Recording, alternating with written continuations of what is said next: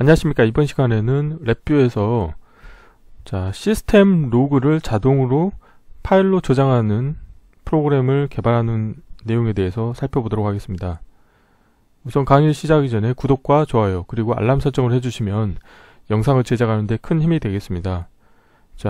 보시는 것과 같이 하나의 타겟 디바이스가 있고, 이 타겟 디바이스에 DC 파워 서플라이를 이용을 해서 파워를 공급하기도 하고 차단도 하도록 운영을 하는 거고요. 그러면 타겟 디바이스에 전원이 공급되는 순간 타겟 디바이스는 부팅 과정을 통해서 부팅이 정상적으로 처리가 되면 부팅 이후부터는 테스트 프로그램이 수행이 됩니다.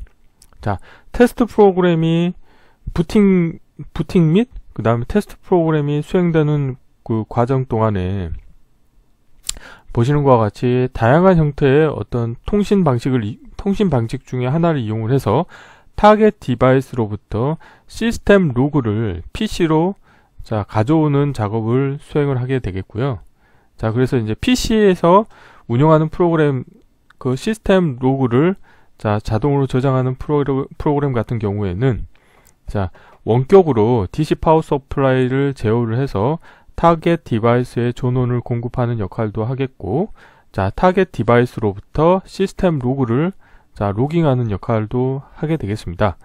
그래서 관련된 시스템을 이용을 해서 다음과 같은 순서로 동작을 할 텐데요. 첫 번째, 윈도우 PC 프로그램을 이용을 해서 파워 서플라이를 제어를 합니다. 그래서 보통 파워 서플라이 같은 경우는 USB라든가 GPIB 또는 이더넷 통신을 통해서 원격으로 제어할 수 있는 그 통신 인터페이스를 제공하고 있습니다. 그래서 파워 서플라이를 제어를 해서 타겟 디바이스에 전원을 먼저 공급을 해줍니다. 전원이 공급되면 타겟 디바이스에서는 부팅 과정을 이제 수행을 하게 되겠고요. 부팅이 다 완료된 다음에는 테스트 프로그램이 자동으로 실행이 됩니다.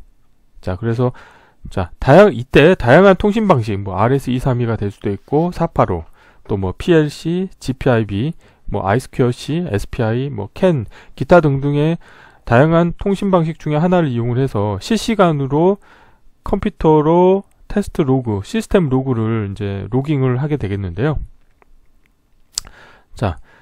시스템 로그를 로깅하는 과정에서 테스트가 정상적으로 완료가 되면 테스트 로그를 자동으로 파일로 저장을 하게 되고, 그 다음에 원격으로 파워 서플라이를 제어를 해서 타겟 디바이스의 전원을 차단시켜 줍니다. 그래서 이 1번부터 5번까지의 과정이 하나의 사이클로 운영을 해서 계속 반복적으로 이 사이클이 반복적으로 수행이 되겠는데요. 이런 테스트 같은 경우는 어떤 반복성 테스트를 할 때 유용하게 되겠죠. 그래서 이런 것과 같이 사람이 직접 매뉴얼로 테스트를 하지 않고 완전히 원격으로 테스트 프로그램, 윈도우 PC 프로그램을 이용을 해서 DC 파워 서플라이어와 타겟 디바이스로부터 시스템 로그를 자동으로 로깅하는 프로그램을 운영을 하실 수가 있게 되겠는데요. 이때 한 가지 고려해야 될 게 생기는데, 어느 시점부터 내가 테스트 로그를 저장할 것인가에 대해서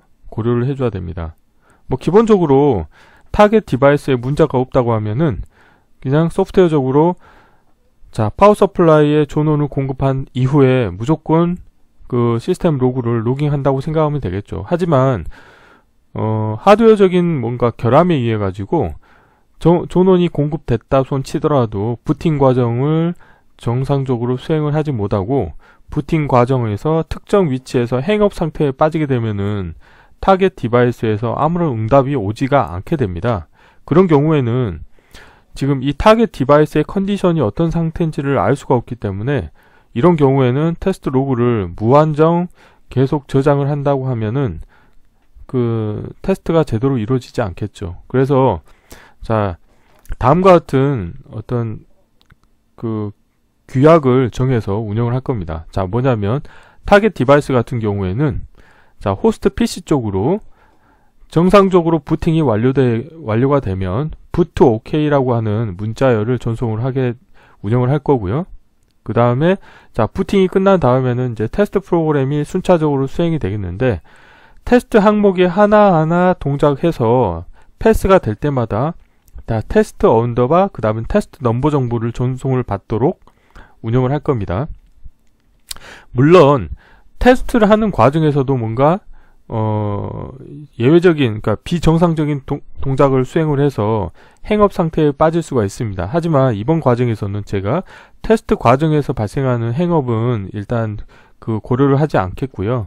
자, 그래서 테스트가 계속 진행이 되다가 어떤 테스트 항목에서 테스트가 페일이 난다 그러면은 테스트 언더바 테스트 넘버하고 NG라고 하는 문자가 전송이 됩니다.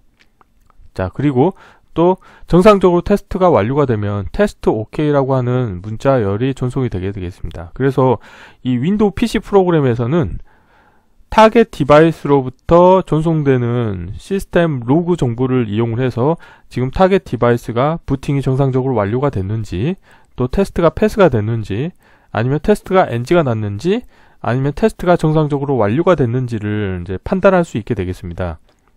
그래서 이렇게 이제 판단 조건을 규약을 정한 이후에는 오른쪽과 같이 윈도우 PC 프로그램 같은 경우는 표준 상태 머신을 운영을 해서 시스템 로그를 자동으로 파일로 저장을 하도록 운영하려고 하고 있습니다. 자, 어떻게 되냐면, 자, PC 프로그램이 실행이 되면은 가장 먼저 초기화를 하고 나서 시스템 운영을 하기 위한 각종 변수들이나 뭐 어떤 하드웨어 같은 것들을 초기화하신 다음에 그 다음에 전원 공급 상태로 천일해 가지고 전원 공급 상태에서는 이 원격 통신을 통해 가지고 이제 파워 서플라이를 컨트롤해 가지고 타겟 디바이스의 전원을 공급해 줍니다.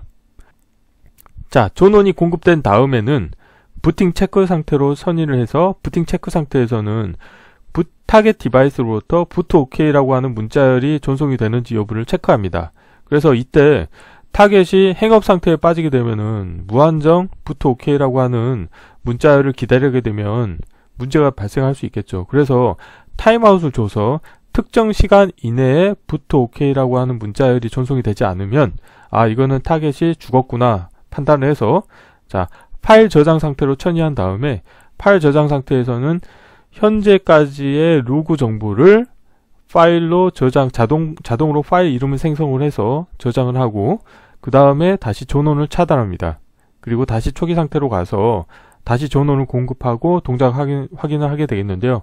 자, 이거는 하나의 타겟 디바이스를 가지고 반복성 테스트 할 때는 다음과 같이 하면 되겠지만, 예를 들어서 타겟 디바이스가 이미 물리적으로 결함이 있다고 하면은 반복성 테스트를 해봐야 계속 페일이 나겠죠. 그렇기 때문에 차후에 만약에 타겟 디바이스를 한 번만 테스트를 하고 교체를 하고 싶다 그러면 이 중간에 어떤 상태를 하나 더 둬가지고 전원을 차단한 다음에 웨이팅 상태를 하나 두셔가지고 웨이팅 상태에서는 타겟 디바이스를 변경하고 나서 뭔가 불리언 컨트롤 값을 참으로 하시게 되면은 이제 다시 초기화 과정을 거쳐서 전원이 공급되는 식으로 운영을 하실 수 있기 때문에 관련된 표준 상태 머신을 기본으로 해서 차후에 이제 본인이 필요로 하는 환경에 맞게끔 상태를 추가하시거나 아니면 상태를 뭐 제거하거나 이렇게 운영하시면 됩니다. 자, 그래서 이제 자, 전원이 공급이 됐고 부팅을 체크했는데 정상적으로 부트 OK라고 하는 문자열이 전송이 됐다고 하면은 그 다음에는 테스트 상태로 천일을 하신 다음에 테스트 상태에서는 계속 그 테스트 시 발생하는 시스템 로그를 로깅을 계속 하십니다.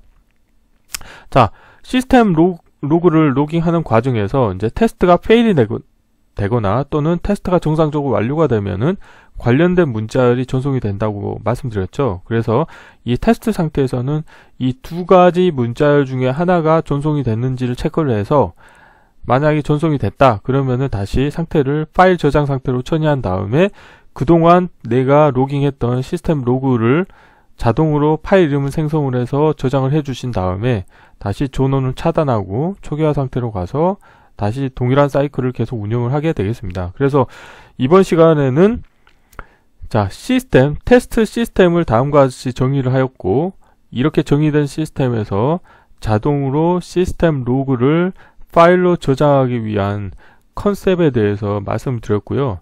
이 다음에 이제 동영상 강좌에서는 관련된 컨셉을 이용을 해서 윈도우 PC 프로그램을 자, 시스템 로그를 자동으로 로깅해서 파일로 저장해두는 프로그램을 이제 2번에 걸쳐서 실습을 진행할 겁니다. 그래서 첫 번째는 자, 관련된 시스템 프로그램을 운영할 때는 표준 상태 머신 디자인 패턴과 그 다음에 사용자 이벤트 처리하기 위한 이벤트 처리 루프 이 두 개를 이제 병렬 처리로 이제 운영을 할 겁니다. 그래서 다음 시간에는 사용자 이벤트 및 그 다음에 표준 상태 머신 디자인 패턴을 운영하기 위한 서브 VI들을 정의를 해서 서브 VI를 구현하는 방법에 대해서 살펴보겠고요. 마지막 시간에는 관련된 서브 VI를 이용을 해서 메인 VI에서 자, 사용자 이벤트 처리 루프와 표준 상태 머신 디자인 패턴의 실제 내용을 구현하는 작업을 진행해 보도록 하겠습니다.